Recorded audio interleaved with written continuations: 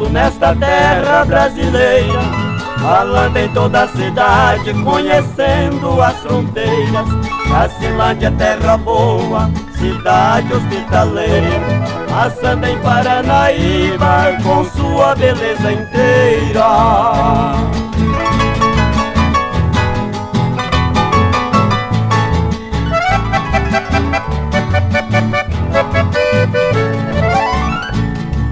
Lagoa Aparecida é um torrão abençoado, Rio Brilhante, Campo Grande, Maracaju e Dourado, Porto Esperança e Moutinho é terra de muito gado, Bela Vista é Alquidoana, é fronteira do nosso estado.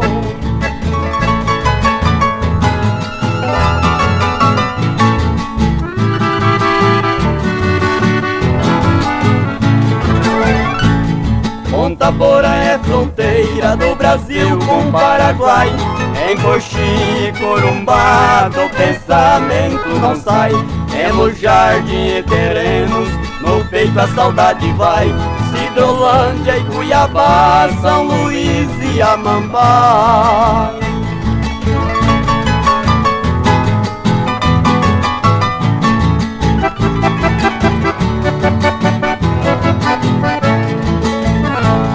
Planalto Mato Grossense não sai da recordação, Alto Garça e Guiratinga é minha satisfação, falando em Paranatinga, percorrendo meu torrão, Paraguai e Costa Rica que eu deixei lá no sertão.